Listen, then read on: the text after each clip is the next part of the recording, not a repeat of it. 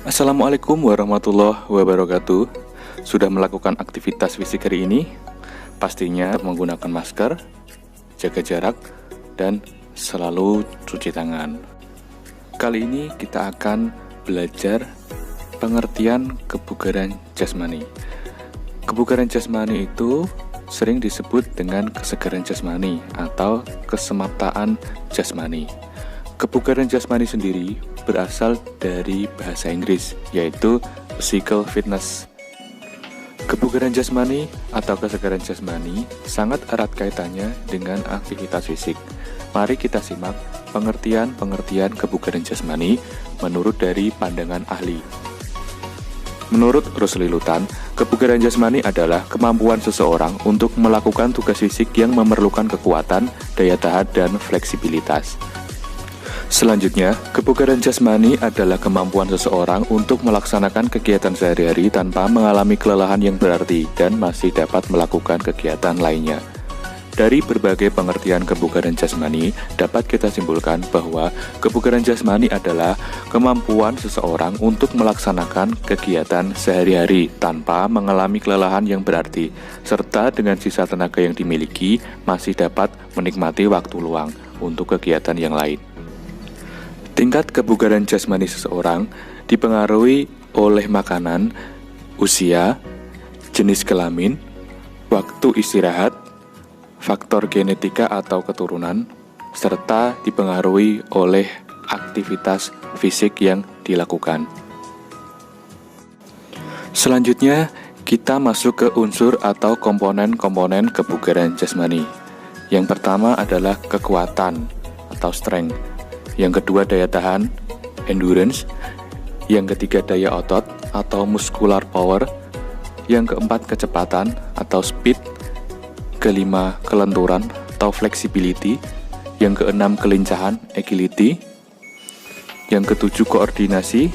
Yang kedelapan keseimbangan. Kesembilan ketepatan atau akurasi. Dan yang terakhir adalah reaksi. Kali ini kita akan membahas komponen-komponen kebugaran jasmani. Yang pertama adalah kekuatan atau strength. Kekuatan adalah kemampuan dalam mempergunakan otot untuk menerima beban ketika melakukan suatu aktivitas fisik. Contoh latihannya adalah push up, back up, sit up, pull up, squat, lunge.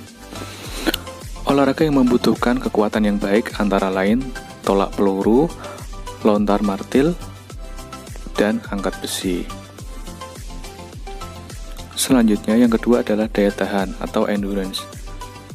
Daya tahan adalah kemampuan tubuh untuk melakukan aktivitas fisik dalam waktu yang relatif lama secara efektif dan efisien.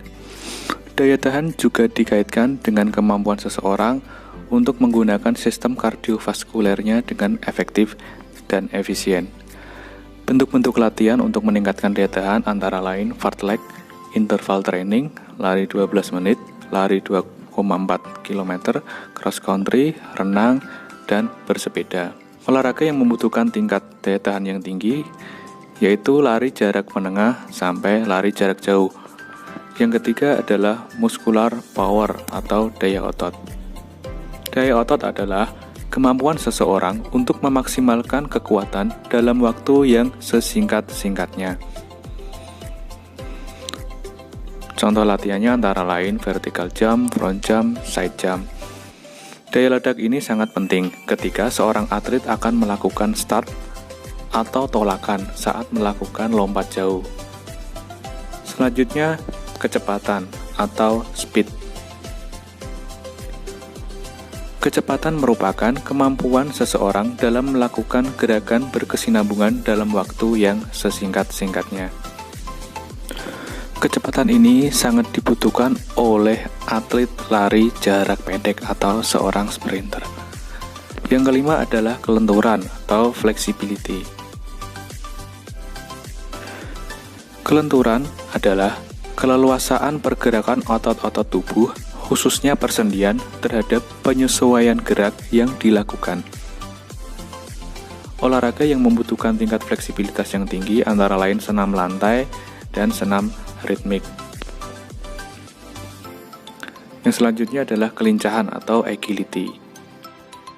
Kelincahan adalah kemampuan mengubah secara cepat arah tubuh atau bagian tubuh tanpa mengalami gangguan pada keseimbangan. Contohnya adalah bulu tangkis, tenis, serta olahraga beregu lainnya seperti sepak bola, basket, dan bola voli. Yang ketujuh adalah koordinasi.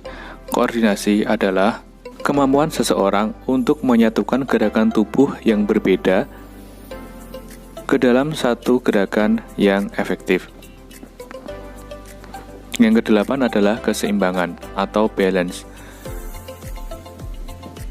Keseimbangan adalah kemampuan untuk mengendalikan organ dan syaraf otot sehingga bisa mengendalikan gerakan tubuh dengan baik. Yang kesembilan adalah ketepatan atau akurasi. Akurasi adalah kemampuan dalam mengendalikan gerakan sesuai dengan sasaran. Olahraga yang membutuhkan tingkat akurasi yang tinggi antara lain panahan. Selanjutnya yang terakhir adalah reaksi. Reaksi adalah kemampuan seseorang dalam menanggapi rangsangan atau stimulus yang diberikan orang lain.